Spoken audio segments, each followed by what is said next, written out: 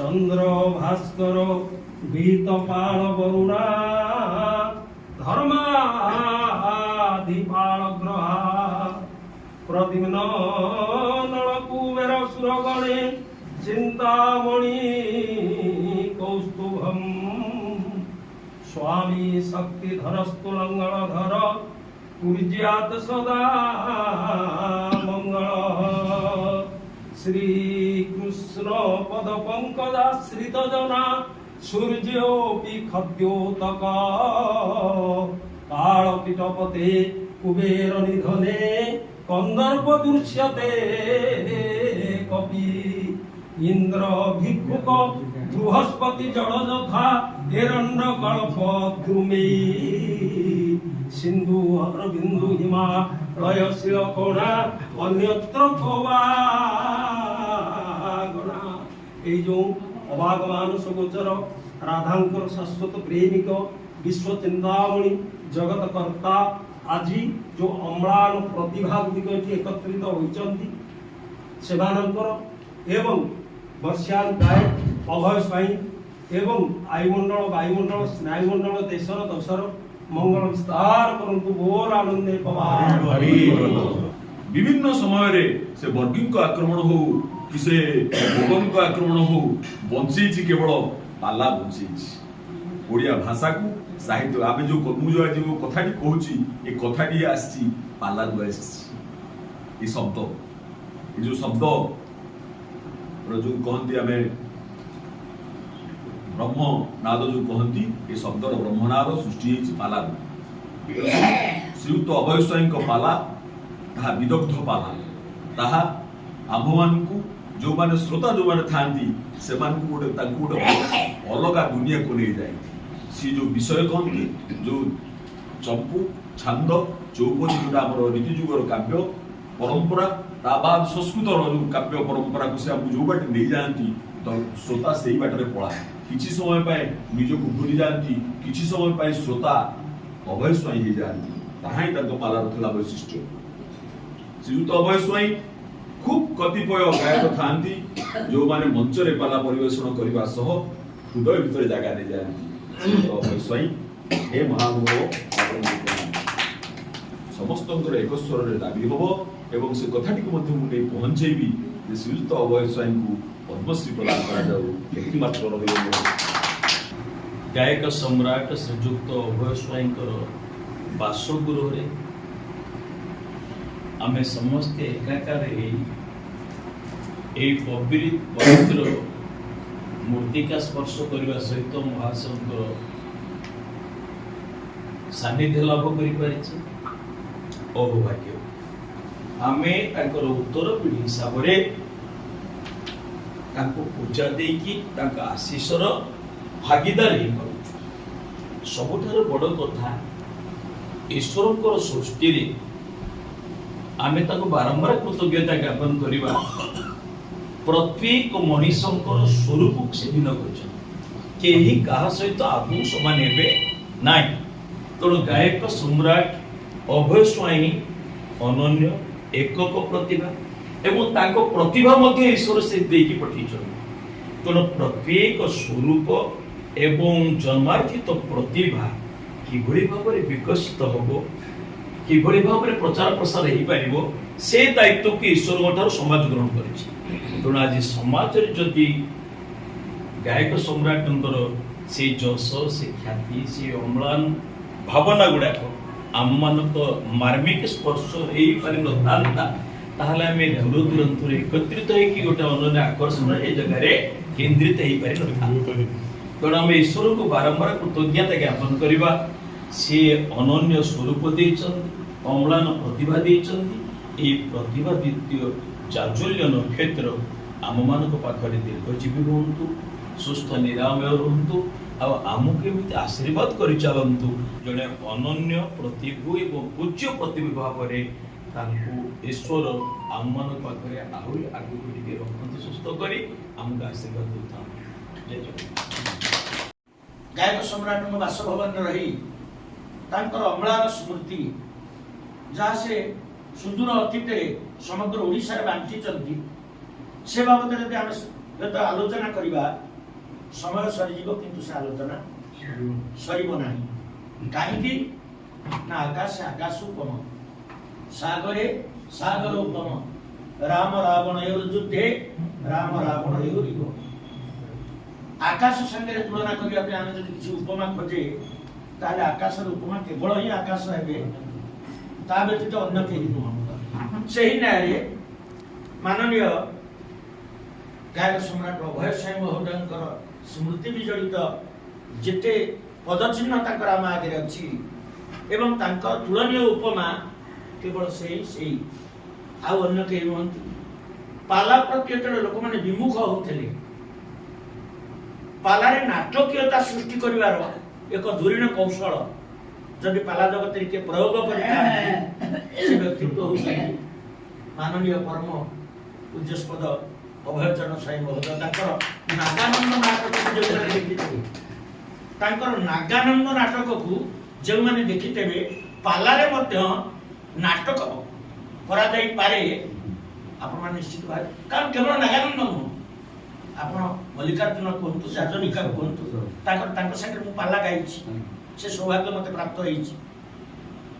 ପାଲାରେ ନାଟକୀୟତା,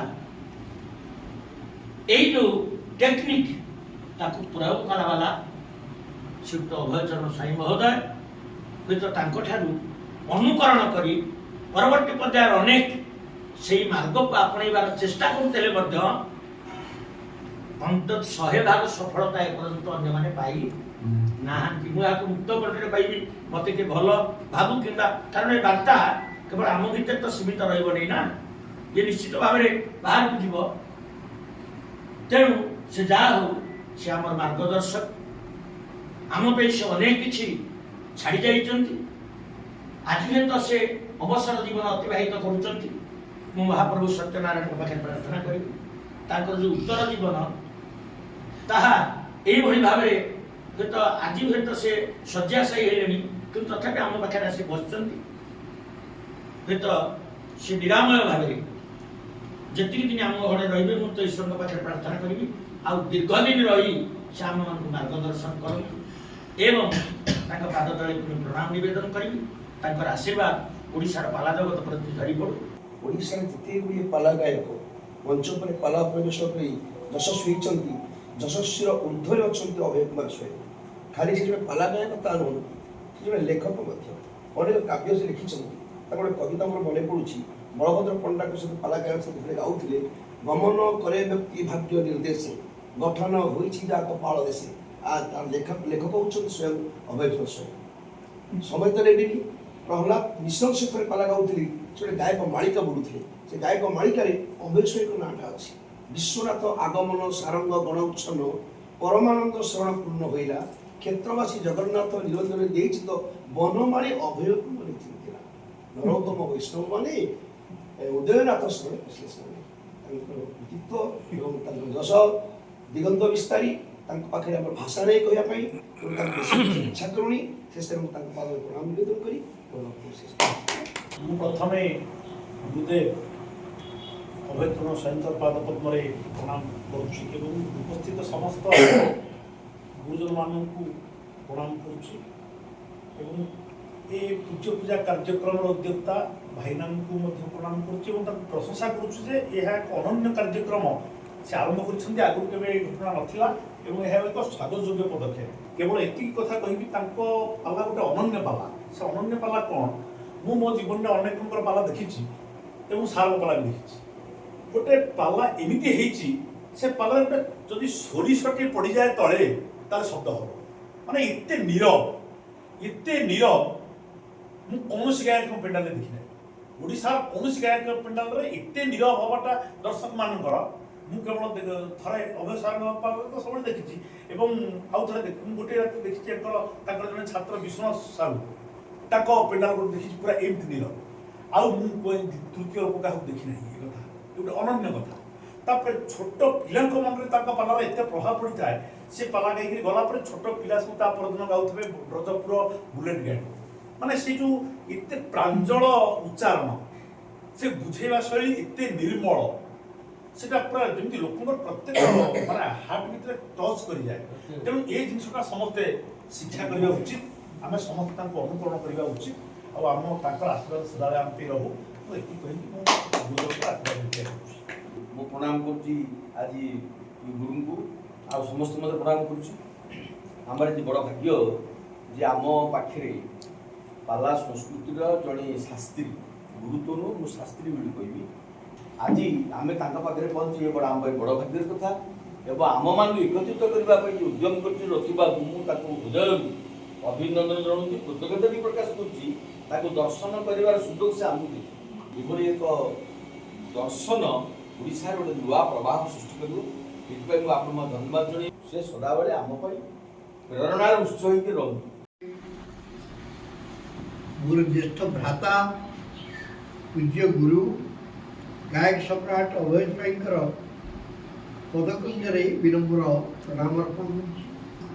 ମୁଁ କାହିଁକି ବଡ଼ ଭାଇ ବୋଲି ପ୍ରଥମେ ତାକୁ ସମ୍ବୋଧନ କଲି ନା ତାଙ୍କ ଗୁରୁ ମୋ ଗୁରୁ ଏକା। ପ୍ରଥମେ ତାଙ୍କ ଗାଁ ମୁକ୍ତାପୁରର ଗୁରୁ ବାଞ୍ଛାୟତୀ ସାହୁଙ୍କ ଠାରୁ ସେ ଶିକ୍ଷାଲାଭ କରିଥିଲେ। ପରବର୍ତ୍ତୀ ସମୟରେ ମୁଁ ମଧ୍ୟ ତାଙ୍କୁ ଗୁରୁ ରୂପେ ବରଣ କଲି। ପରେ ସେ ଗାୟକ ସମ୍ରାଟ ବିଶ୍ୱନାଥ ପଟ୍ଟନାୟକଙ୍କର ଆଶୀର୍ବାଦରେ ମୁଁ ମାର୍କଣ୍ଡ ବାହିନୀ ପତିଙ୍କର ଆଶୀର୍ବାଦ ନେଲି। ସିଏ ପ୍ରଥମେ ନିମାପଡ଼ା ସ୍କୁଲରେ ସଂସ୍କୃତ ଶିକ୍ଷକ ହେଇ ଇଟାମାଟି ସ୍କୁଲକୁ ଗଲେ। ଇଟାମାଟି ସ୍କୁଲର ପିଲାଙ୍କୁ ନେଇ ସେ ଆସିଥିଲେ ପରୀକ୍ଷା କେନ୍ଦ୍ରକୁ ମାଟ୍ରିକ ପରୀକ୍ଷା ଦେବା ପାଇଁ 1962 ମସିହାରେ। ମୁଁ ସେତେବେଳେ ବେଗୁନିଆ ସ୍କୁଲର ଛାତ୍ର। ମୁଁ ମଧ୍ୟ ଦଶମ ଶ୍ରେଣୀରୁ ପାଲା କରୁଛି। ମୁଁ ଟିକେ ପାଲା ପ୍ରିୟ। ସେତେବେଳେ ମୁଁ ମଧ୍ୟ ପରୀକ୍ଷା ଦେବାକୁ ନିଜେ କ୍ୟାଣ୍ଡିଡେଟ୍ ହେଇ ଯାଇଥିଲି ସେଇ ବାମନ ହାଇସ୍କୁଲ ବଡ଼ଗଡ଼। ସେଇଠି ଆମେ ଯେଉଁ ବସାରେ ଅଛୁ ଆମ ପାଖ ବସାରେ ଇଟାମାଟି ପିଲା ରହୁଥିଲେ।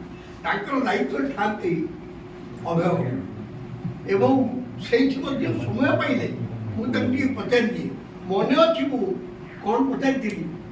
ମୁଁ ପଚାରିଥିଲି ଯେ ଅର୍ଦ୍ଧରାତ୍রে দিন সার্ধে অর্ধচন্দ্র ধবাস করে রাবণের হত্যা সীতা কৃষ্ণপক্ষে সীতা আগে আর অর্থ কর ମୁଁ ପାଲା କରୁଥିଲି ସେ କାହିଁ ଜାଣିବେ?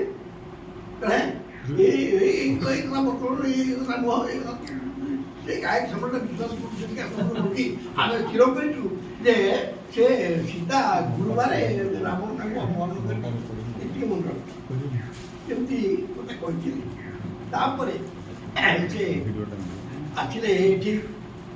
ମୁଁ ପାଲାକାର ହେଲି। ସେତେବେଳେ ପାଲା କରିବା ଭିତରେ ମୁଁ ଯେତେବେଳେ ସାଧାରଣ ସମ୍ପାଦକ ଭାବରେ ଦାୟିତ୍ୱ ନେଇଥିଲି ସେତେବେଳେ ମଧ୍ୟ ନୂଆପଲ୍ଲୀରେ ଯେଉଁ ସମ୍ମିଳନୀ ହେଉଥିଲା ସେଠି ତାଙ୍କୁ ମଧ୍ୟ ଆମ ପାଲା ଗାୟକ ପରିଷଦ ତରଫରୁ ସମ୍ମାନିତ କରିବା ପାଇଁ ଆହ୍ୱାନ କରିଥିଲି। ମୁଁ ଆସି ପହଞ୍ଚିଥିଲି। ମୁଁ ଏଠି ଦେଖି ଆଶ୍ଚର୍ଯ୍ୟାନ୍ୱିତ ଚକ୍ଷୁରେ ମୁଁ ଚାରିଆଡ଼କୁ ଚାହିଁ କହିଲେ ଇଏ କ'ଣ ରାଜ୍ୟ ଏଠି ସବୁ ଆଗେଇକି ଆଉ ଏ ପ୍ରାନ୍ତରୁ ସେ ପ୍ରାନ୍ତ ସେ ପ୍ରାନ୍ତରୁ ଏ ପ୍ରାନ୍ତ ଇଏ ଶ୍ରୀ ନୀଳାଚଳ ପାଲା ଗାୟକ ପରିଷଦ ଅତୀବ ଆନନ୍ଦିତ। ଆଉ ବାବା ବଡ଼ିଆଙ୍କ ଆଶ୍ରମରେ ପାଲା ଗାଇବା ପାଇଁ ବାବା କହିଲେ ଅଭୟ ସ୍ୱାଇଁ ଡାକୁନ। ଏ ସମ୍ମିଳନୀ କେମିତି ଯାଇଥିଲୁ ଅଭୟ ସ୍ୱାଇଁ? ମୁଁ ତ ପାଲା ଦେଖିବାକୁ ବେଶୀ ପାଏନି କିନ୍ତୁ କେମିତି ପାଲା ହଉଛି ଗୋଟେ ହେଇଗଲୁ ମାଠିଆରେ ଗୋଟେ କଣାରେ ଆରମ୍ଭ କଲେ। ମାଠିଆ କଣା ଠାରୁ ସେ ଆଧ୍ୟାତ୍ମିକ ଭିତରେ ଶରୀର ଭିତରେ ମାଠିଆ କିଏ କଣା କିଏ କ'ଣ କ'ଣ କ'ଣ କ'ଣ ଏମିତି ଭାବରେ ସେ ପାଲା କଲେ। ଅତି ସୁନ୍ଦର ପାଲା। ସେ ବର୍ଷ ଅର୍ଜୁନ ଦାସ ବୋଧେ ପାଲା କରିଥିଲେ।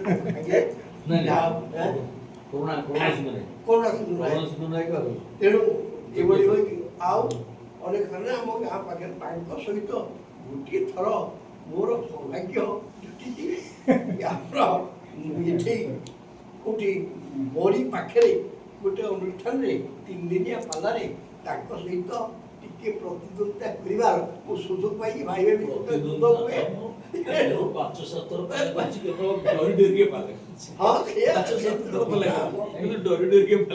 ମାନେ କାହିଁକି କଥା କହୁଛି ନା ବଡ଼ ବଡ଼ ଗାୟକ ସହିତ ପାଲା ଗାଇଲେ ତାଙ୍କୁ ପ୍ରତିଦ୍ୱନ୍ଦିତା କରି କୁହାଯିବା ଉଚିତ ନୁହେଁ। ଅନେକ କଥା ତାଙ୍କଠାରୁ ଶିଖିଛି। ଆଜି ତାଙ୍କ ବାସଭବନରେ ତୃତୀୟ ଥର ପାଇଁ ଏଠି ସମସ୍ତଙ୍କ ଗହଣରେ ଏକାଠି ମୁଁ ବହୁତ ଆନନ୍ଦ ଉପଲବ୍ଧି କରୁଛି। ଆମର ମାର୍ଥାପୁରର ସୂର୍ଯ୍ୟପୂଜା ସଂସଦର ବନ୍ଧୁମାନେ ଗ୍ରାମବାସୀମାନେ ଇଏ ସମସ୍ତଙ୍କ ନିକଟରେ ଚିର କୃତଜ୍ଞ।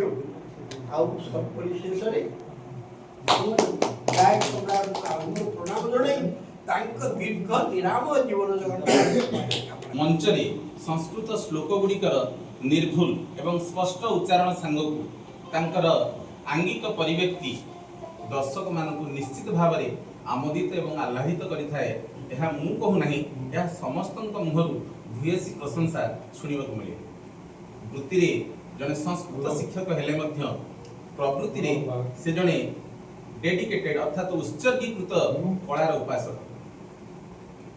ସେ ମହୋଦୟଙ୍କର ଅନନ୍ୟ ଶିଷ୍ୟମାନଙ୍କ ମଧ୍ୟରୁ ଗାୟକ ଚିନ୍ମୟ ଭାଗବତ ଭୂଷଣ ସ୍ୱର୍ଗତ ବଳଭଦ୍ର ପଣ୍ଡା, ଗାୟକ ଆନନ୍ଦ ବେହେରା, ଗାୟକ ସମ୍ରାଟ ବିଶ୍ୱନାଥ ସାହୁ, ଗାୟକ ଜ୍ଞାନସାଗର ଉଲ୍ଲାସ ଚନ୍ଦ୍ର ଷଡ଼ଙ୍ଗୀ, ସୁଦର୍ଶନ ଜେନା ଏଇଭଳି ଗାୟକମାନେ ମଧ୍ୟ ତାଙ୍କର ପାଲା ପରିବେଷଣର ଝଲକ ଦେଖେଇଛନ୍ତି, ଯାହାକି ଆଜ୍ଞାଙ୍କର କିଛି ଛାପ ତାଙ୍କ ପାଲାରେ ଦେଖିବାକୁ ମିଳେ।